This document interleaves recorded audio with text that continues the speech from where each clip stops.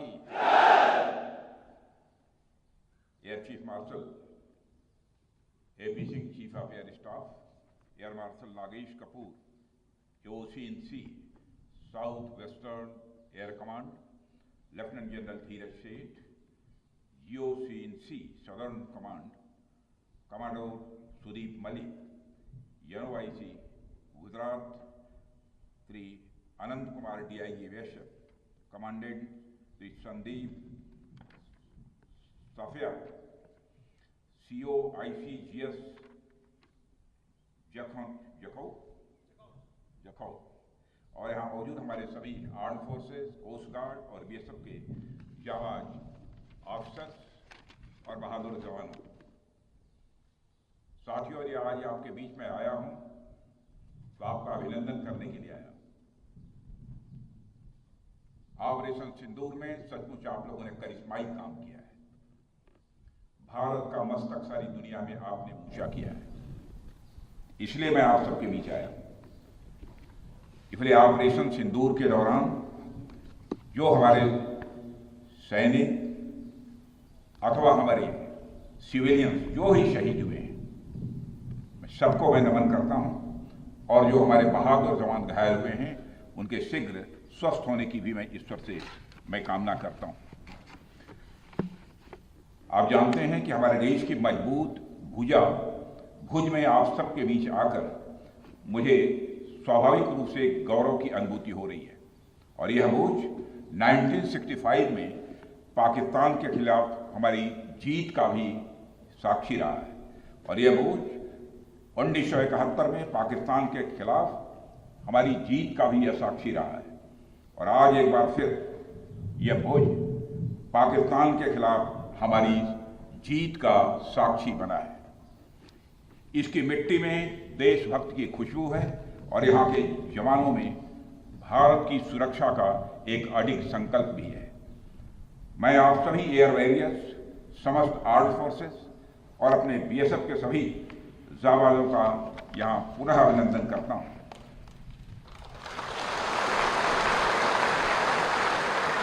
अभी कल ही मैं श्रीनगर में सेना के अपने वीर जवानों से मिलकर लौटा हूँ, और आज मुझे आपके बीच आने का यहाँ अवसर मिला है।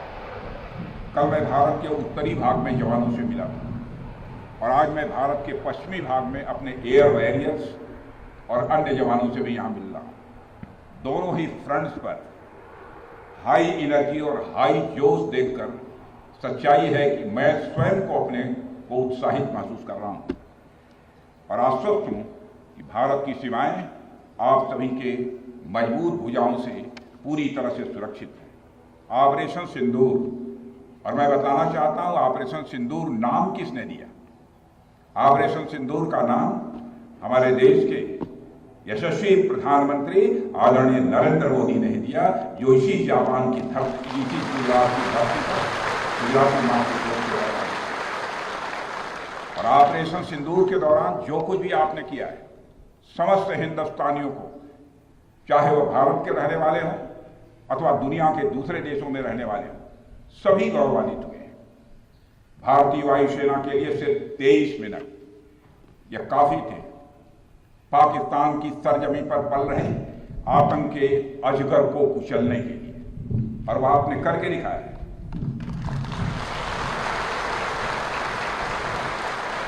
और मैं ये कहूं तो यह कहना गलत नहीं होगा, जितनी देर में लोग नाश्ता पानी निपटाते हैं उतनी देर में आपने दुश्मनों को निपटा दिया।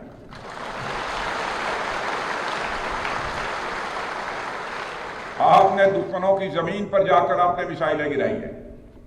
उसकी गूंज केवल भारत की सीमाओं तक ही सीमित नहीं रही है, बल्कि सारी दुनिया ने सुना है मेरे दोस्तों, सारी दुनिया ने सुना। और वास्तव में वह गूंज सिर्फ मिसाइल्स की ही नहीं थी, वह गूंज थी आपके शौर्य की और भारत के सेना के जवानों के पराक्रम की। ऑपरेशन सिंदूर में भारतीय वायुसेना ने जो प्रभावी भूमिका निभाई है, उसकी सराहना इस देश में ही नहीं बल्कि दुनिया के दूसरे देशों में भी हो रही है। आपके इस ऑपरेशन में न केवल दुश्मनों को डोमिनेट किया है आपने, बल्कि उन्हें डेसिमेट करने में भी कामयाबी हासिल की है। आतंकवाद के खिलाफ चलाए गए इस अभियान को नेतृत्व हमारी एयरफोर्स ने ही किया, और हमारी एयरफोर्स एक ऐसी स्काई फोर्स है जिसने अपने शौर्य, पराक्रम और प्रताप से आसमान की नई और बुलंद ऊंचाइयों को भी छू लिया है। मैं chief air marshal AP Singh को भी इसके लिए मैं बधाई देना चाहता हूं, उनके पूरे ऑफिसर्स, उनके पूरे टीम, उनके सारे जवानों को भी मैं बधाई देता हूं। और साथियों, कोई छोटी बात नहीं है कि हमारी एयरफोर्स की पहुंच पाकिस्तान के हर कोने तक है, और ये बात पूरी तरह से साबित हो चुकी है तो हमारी तीनों फोर्सेस की, लेकिन आज एयरबेस पर आए हूं इसलिए मैं इसकी चर्चा कर रहा हूं। और आज स्थिति यह है कि भारत के फाइटर प्लेन बिना सरहद पार किए ही यहीं से उनके हर कोने तक सीधा प्रहार करने में पूरी तरह से सक्षम है।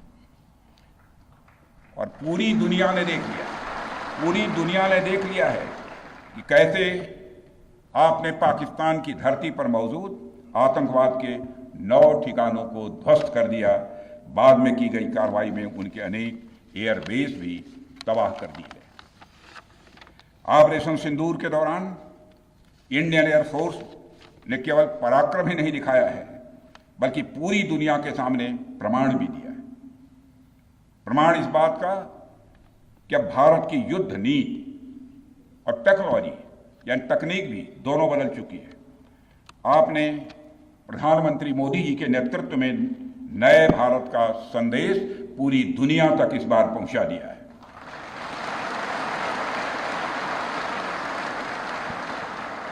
और साथियों, यह संदेश है कि अब भारत केवल विदेशों से इंपोर्ट किए गए हथियारों और प्लेटफॉर्म्स पर ही निर्भर नहीं है, बल्कि भारत में बने अस्त्र और शस्त्र भी हमारी सैन्य शक्ति का अब हिस्सा बन चुके हैं। अब भारत में बने और भारतीय हथियारों से बने हथियार भी अचूक और अभेद्य हैं। यह पूरे विश्व ने देख लिया है।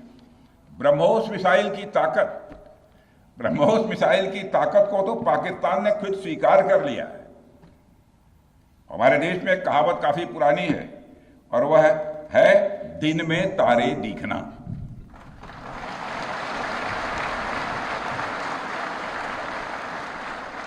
मगर भारत में बनी ब्रह्मोस मिसाइल ने पाकिस्तान को रात के अंधेरे में दिन का उजाला दिखा दिया है। रात के अंधेरे में दिन का उजाला दिखा दिया है। भारत के जिस एयर डिफेंस सिस्टम की तारीफ हर तरफ हो रही है, उसमें डीआरडीओ द्वारा बनाए गए आकाश और अन्य राडार सिस्टम की जबरदस्त भूमिका रही है। साथियों, कई स्थानों पर हमारे नागरिक दुश्मन के ड्रोन आते देख भाग नहीं रहे थे, बल्कि हमारे एयर डिफेंस सिस्टम के हाथों उनको मार गिराने की वीडियो बना रहे थे।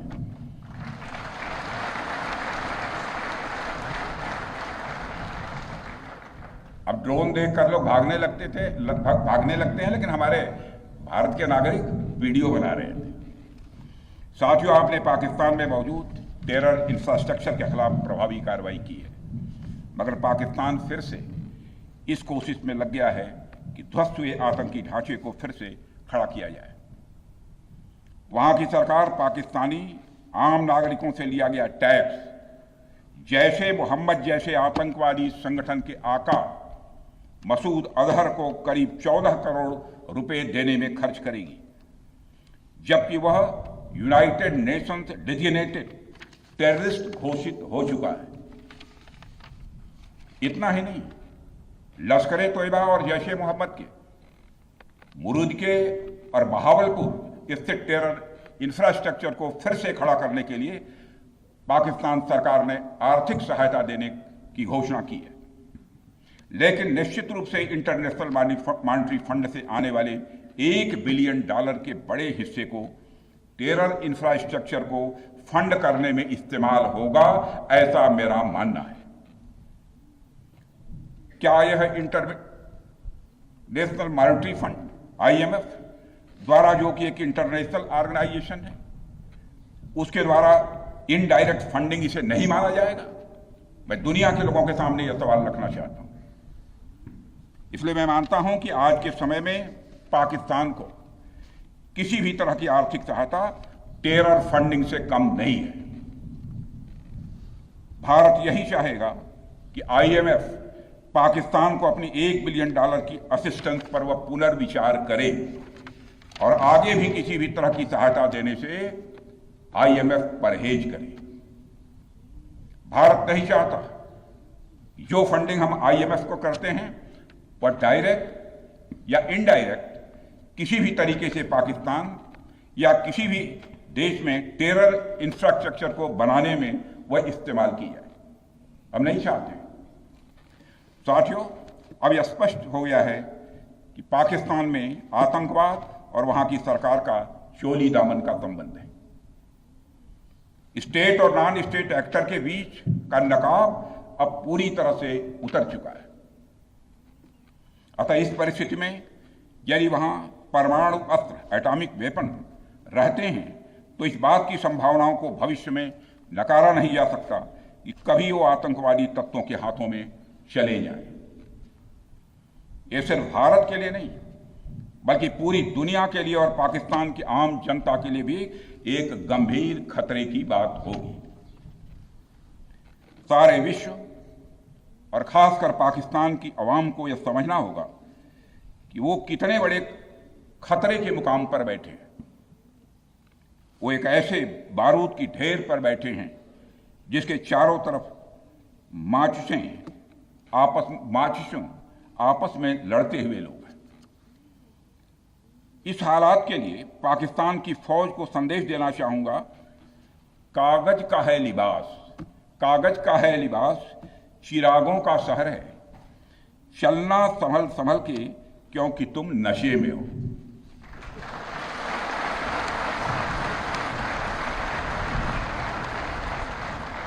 साथियों, अभी आपने जो पराक्रम दिखाया है उसकी चर्चा पूरी दुनिया में हो रही है। जैसा मैंने पहले भी कहा, आज भारत को वैश्विक मंच पर जो सम्मान मिल रहा है उसकी बुनियाद में यदि कहा जाए साफ तौर पर तो वह है आपका पराक्रम।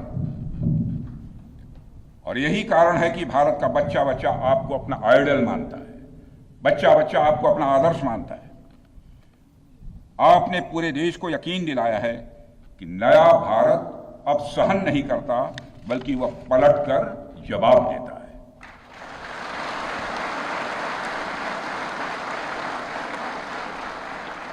मैं चाहे जितना कुछ भी बोलूं, लेकिन मेरे शब्द आपके कार्य को मापने में असमर्थ होंगे। मैं कृतज्ञ राष्ट्र की ओर से आप सबके प्रति पुनः आभार व्यक्त करता हूं। साथियों, अब आतंकवाद के विरुद्ध लड़ाई केवल सुरक्षा का विषय नहीं बल्कि नेशनल डिफेंस डॉक्ट्रिन का यह हिस्सा बन चुकी है। हम आपके साथ मिलकर इस प्रॉक्सी और हाइब्रिड वॉरफेयर को जड़ से समाप्त करेंगे। रक्षा मंत्री होने के नाते यह संकल्प मैं दोहराना चाहता हूं। अब हमारा भारत पहले का भारत नहीं है। प्रधानमंत्री के नेतृत्व का यह नया भारत का जन्म हो चुका है। मेरे बहनों भाइयों, हम हमारे आराध्य श्री राम के उस मार्ग का अनुसरण करते हुए आगे बढ़ रहे हैं जिसमें वह आसुरी शक्तियों के विनाश का प्रण लेते हैं। निश्चरहीन करऊं मही भुज उठाई पण कीन, अर्थात जिस प्रकार भगवान राम ने अपनी भुजाओं को उठाकर धरती को राक्षस विहीन करने का प्रण लिया था, ठीक उसी प्रकार श्री राम के आदर्शों का पालन करते हुए हमने भी आतंकवाद को जड़ से समाप्त करने का संकल्प लिया है।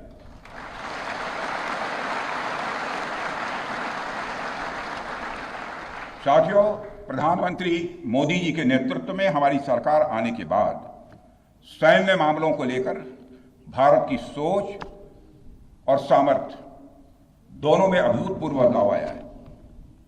हम भगवान राम के उस सिद्धांत का पालन करते हैं, सठ संग विनय, कुटिल संग प्रीति, सहज कृपण संग सुंदर नीति। अर्थात दुष्ट के साथ विनम्रता, कुटिल के साथ सदाशयता और कंजूस के साथ उदारता का आचरण कभी भी नहीं करना चाहिए। मैं आप लोगों को भी बता रहा हूं।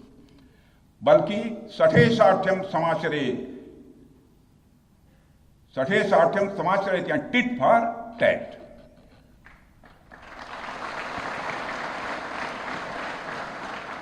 साथियों, ऑपरेशन सिंदूर ने यह स्पष्ट संदेश दे दिया है कि हमने शांति के लिए जितना अपना दिल खोल कर रखा है, शांति को नष्ट करने वालों के विरुद्ध उतना ही अपना हाथ भी खोल कर रखा है। साथियों, एक और बात मैं यहां साफ कहना चाहूंगा कि ऑपरेशन सिंदूर अभी खत्म नहीं हुआ है।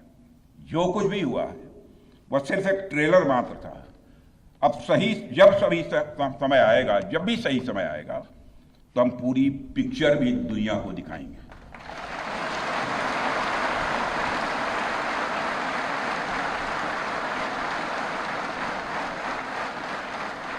साथियों, आप सब तो जानते ही होंगे कि भारत में जब भी कोई उपद्रवी तत्व होता है जिसको लेकर यह आशंका रहती है कि यह भविष्य में कुछ उपद्रव कर सकता है, तो उसको मजिस्ट्रेट एवं पुलिस द्वारा गुड बिहेवियर के प्रोबेशन पर रखा जाता है। कोई गड़बड़ करता है तो उसको कुछ समय के लिए मजिस्ट्रेट गुड बिहेवियर के प्रोबेशन पर रखते हैं। अगर वह व्यक्ति प्रोबेशन के दौरान कोई भी शरारत करता है तो उसे उचित दंड भी दिया जाता है। ठीक उसी तरह वर्तमान सीज फायर में हमने पाकिस्तान को बिहेवियर के आधार पर अभी प्रोबेशन पर रखा हुआ है। यदि उसका बिहेवियर सुधरता है तब तो ठीक, और यदि बिहेवियर में फिर से गड़बड़ी आती है तो उसको कड़े से कड़ा दंड दिया जाएगा।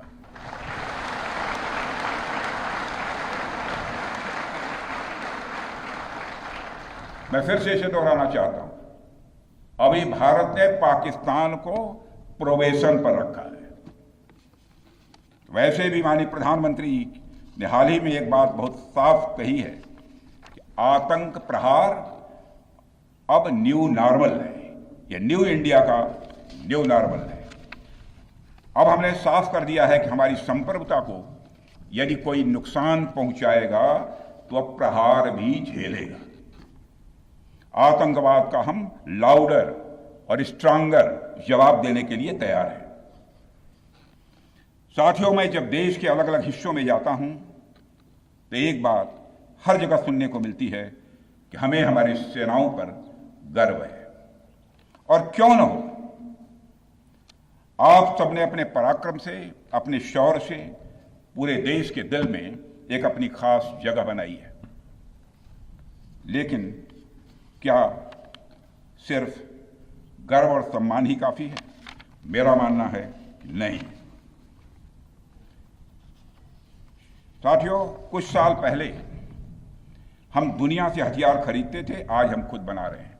बहुत सारे हथियार, कुछ लेते भी हैं, artillery systems, radar systems, missile shields, drones और काउंटर ड्रोन्स जैसे साजो सामान आज हम भारत में ही मैन्युफैक्चर कर रहे हैं।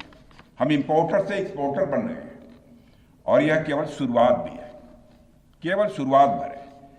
मैं आप सबको एक बार फिर ऑपरेशन सिंदूर की सफलता पर तहे दिल बधाई देता हूं। और मैं बस इतना कहूंगा कि आपके पराक्रम ने यह दिखा दिया है कि यह वो सिंदूर है, यह वो सिंदूर है जो श्रृंगार का नहीं बल्कि शौर्य का प्रतीक है। यह वह सिंदूर है जो सौंदर्य का नहीं बल्कि संकल्प का प्रतीक है। यह सिंदूर खतरे की वह लाल लकीर है, यह सिंदूर खतरे की वह लाल लकीर है जो भारत ने अब आतंकवाद के माथे पर खींच दी है। मैं इस अवसर पर साथियों आप सभी के साथ साथ देश की जनता का भी आभार प्रकट करता हूं। भारत की जनता ने एकजुटता और समझदारी का परिचय देते हुए आप सभी का, सरकार का, यानी पूरे देश का सहयोग किया है। इस लड़ाई में न केवल सरकार आर्म फोर्सेस और सुरक्षा सभी नागरिक एकजुट थे और मैं कह सकता हूं कि भारत का हर नागरिक इसमें सिपाही की तरफ भागीदार था। मैं देश की उन माताओं को भी प्रणाम करना चाहता हूं जिनकी कोख से आप जैसे बहादुरों ने जन्म लिया है।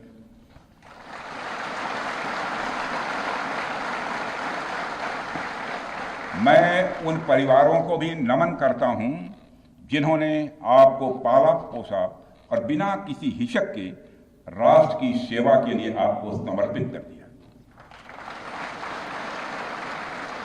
और मैं आपको आश्वासन देता हूं, सरकार और देश की जनता हर कदम पर, हर स्थिति में आपके कंधे से कंधा मिलाकर आपके साथ खड़ी है।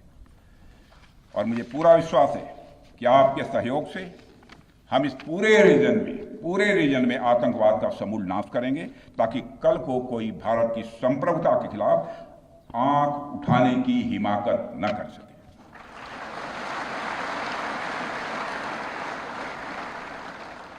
साथियों, मैं कहना चाहूंगा कि भारत की सेना जो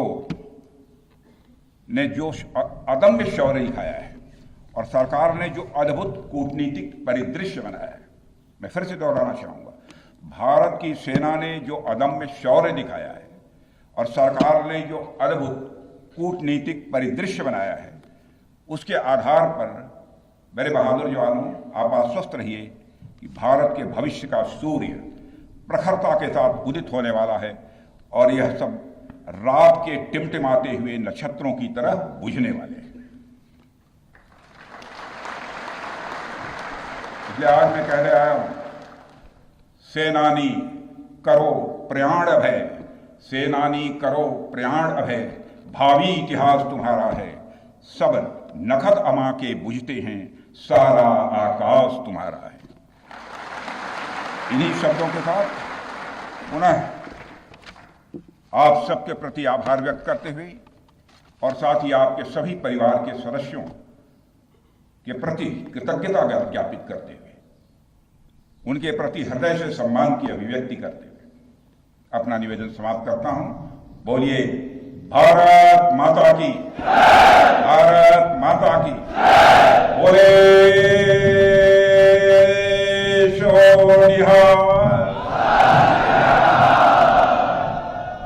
और बोले